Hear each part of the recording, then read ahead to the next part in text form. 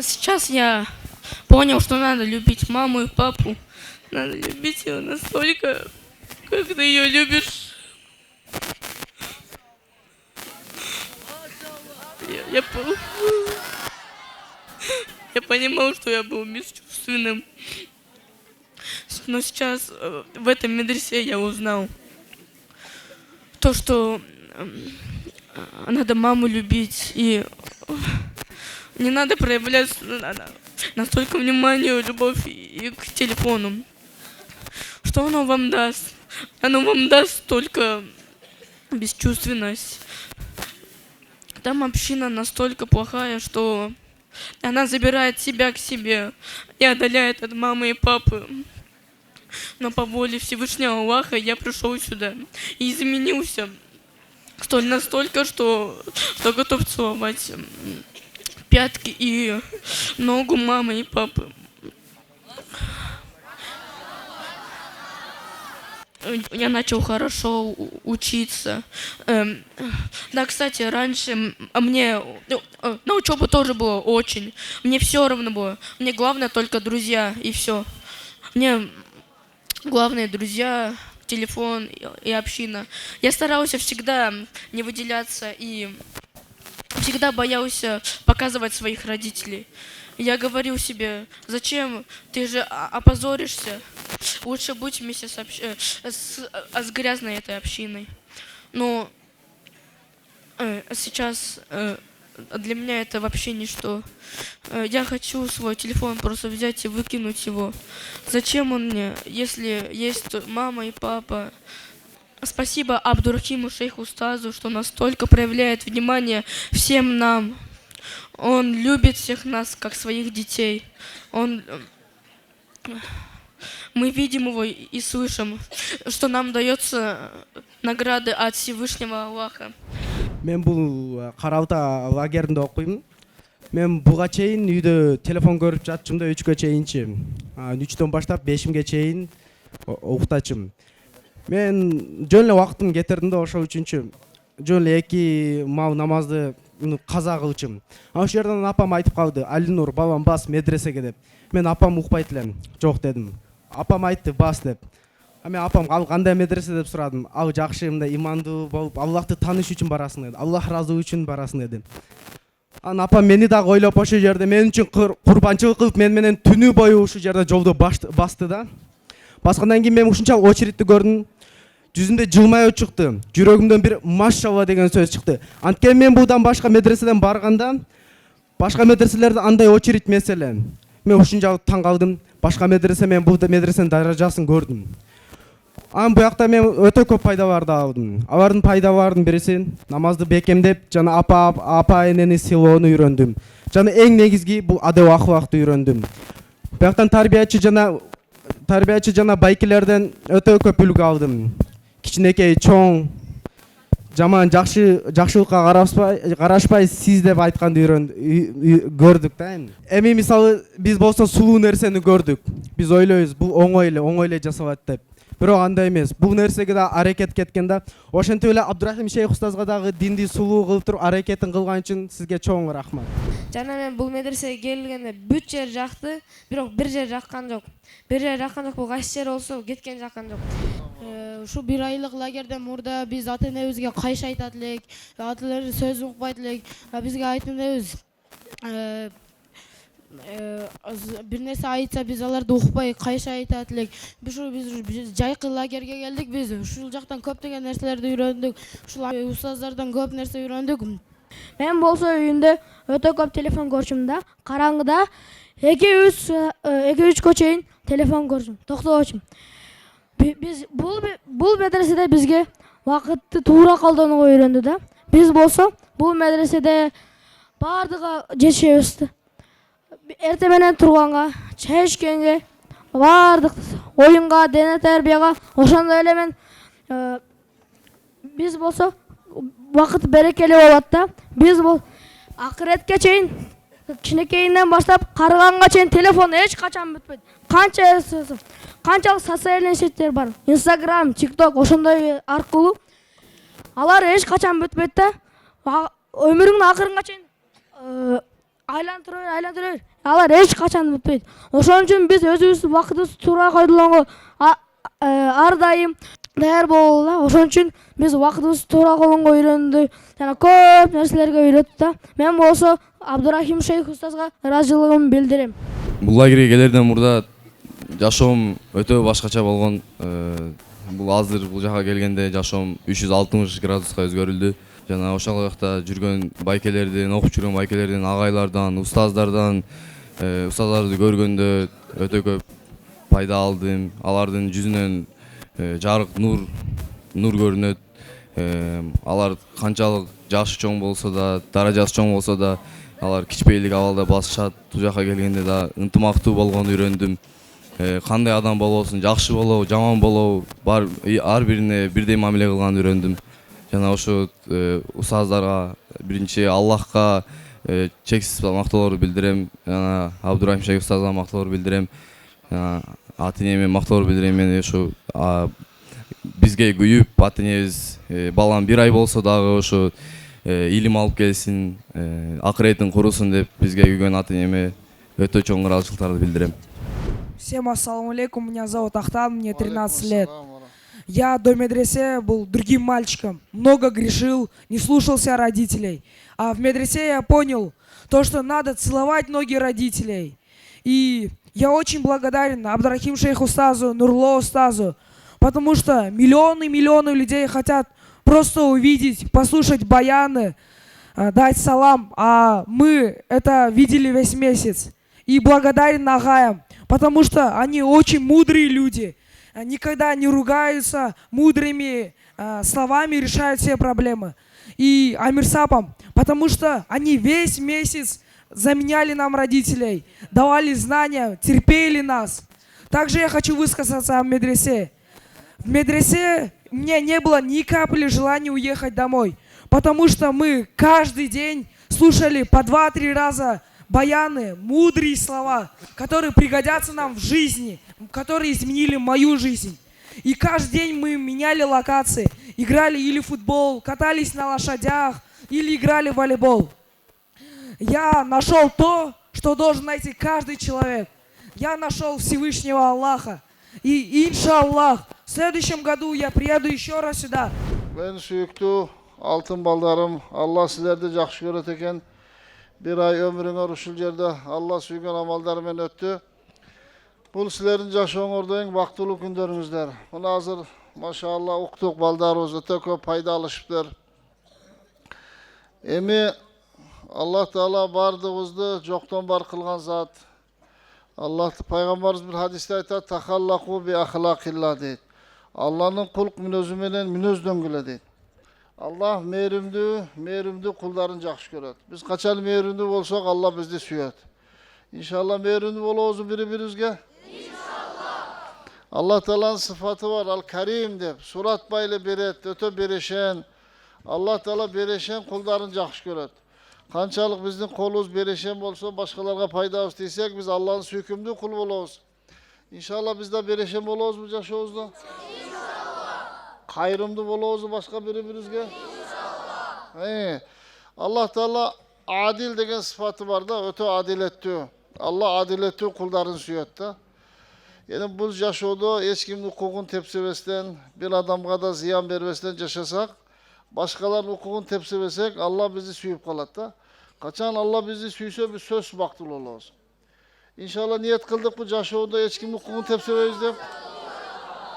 Дайыма кайсыл тармакта иште, каякта болсок адилеттүү болобузбу? Иншалла. Караңыздар, бирөө бизди сөксө жакпайт, же жагабы? Бирөө бизди басынса жагабы? Бирөө биздин укугубузду тепсесе жагабы? Башкаларга да жакпайт. Биз жашоодо инсаппен жашаш керек экенбиз да.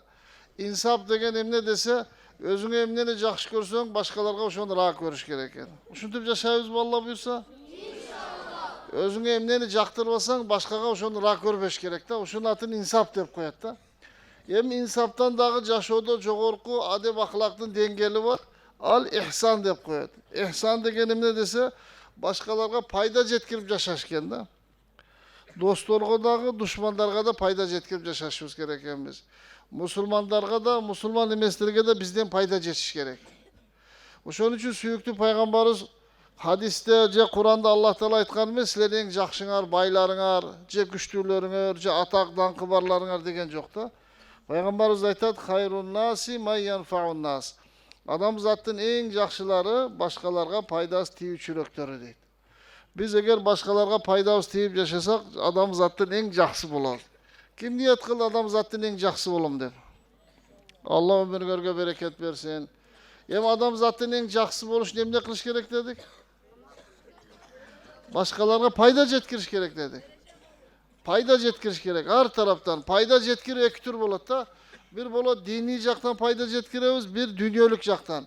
Качан азыр Алла силерге дин берди. Bir айда силер өтө диндар болуп кеттиңер, өтө такыба болуп кеттиңер, праведный болуп кеттиңер. Муну азыр айтып берди го уктук балдарыбызда. Мен бул кезге чейин өтө начар адам элем, туура эштер кылат элем. Азыр өтө өткөн өмүрүмө өкүнүп тоба кылдым дедиңер. Силер Алланын астында сүйкүмдүү кул болуп кеттиңер да. Эгер ушул жолуңардан кайтпасаңар, анда Алланын эң сүйкүмдүү кул болосуңар. Ошон үчүн иншалла азыр силер диндар болуп кеттиңер, адамзатка диний жактан пайда жеткиребиз. Кантип пайда жеткиребиз? Адамзатка Алланы таанытабыз. Пайгамбар саллаллаху алейхи таанытабыз, жакшы амалдардын пайдасын айтабыз. Мисалы дарат алган пайдасын айтып берсең, канча досторуң дарат алса, сага ошончо сооп жазылат. Дарат алганды үйрөндүк да, туурабы? Ана ла илаха иллаллах келмесин үйрөндүк. Канча адамга үйрөтсөк, ошончо бизге сооп сыйлык жазылат.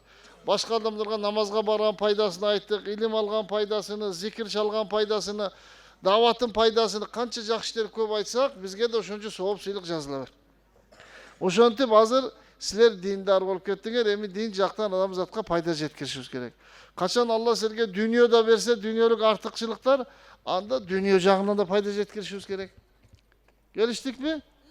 Адамдарга дини пайда жеткирсек, дүйнөлүк пайда жеткирсек, анда биз адамзаттын эң жакшысы болобуз да.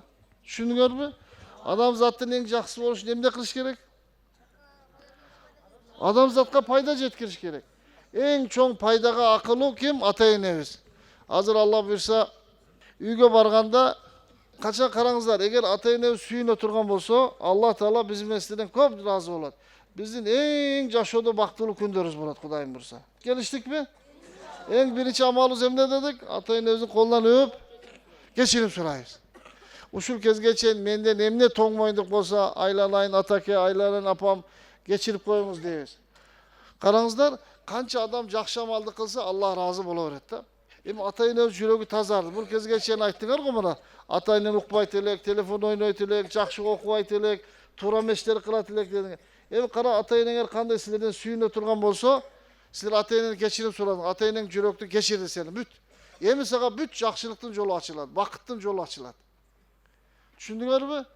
Ата-эне кечирсе эмне болот экен бизге? Бүткүл жакшылыктын жолу ачылат да. Эң биринчи кылганыбыз, үйгө баргандан ата-энебизден эмне кылабыз дедик? Колун өбөбүз, чекебизге коебуз, алардан кечирим сурабыз. Эми кээ бирибиз ата-энебиз чоңотачон өтүп кеткен болсо, аларга дуа кылабыз. Алла алардын күнөөсүн кечир, жайыны жаннат кыл деп. Дуа кылабызбы аларга иншалла? Караңыздар, биз жакшы амал кылып мамлекетибизди сактап калышыбыз керек.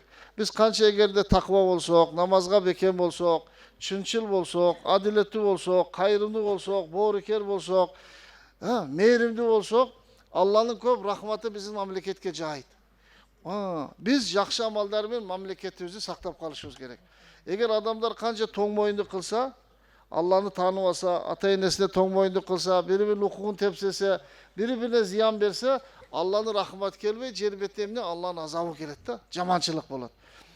Биз иншалла ниет кылабызбы мамлекетибизге жакшы амалдар менен пайда жеткиребиз деп? Бардык адам затына Алла буйрса пайда жеткиребиз. Келиштикпи? Иншалла. Мектепте де жакшы окуйбуз, Алла буйрса үлгүлүү болобузбу? Мына bir ай бою биз силерге канча аракет кылдык. Биз силер жашоодо эң үлгүлүү балдар болсун деп. Адам заттын эң жакшысы болсун деп. Биз мамлекетибизди ар жакта каяка барсак, жакшы жактан таанытканга аракет кылышыбыз керек. Бизди көрүп туруп адамдар биздин мамлекетибизди сүйүп калыш керек.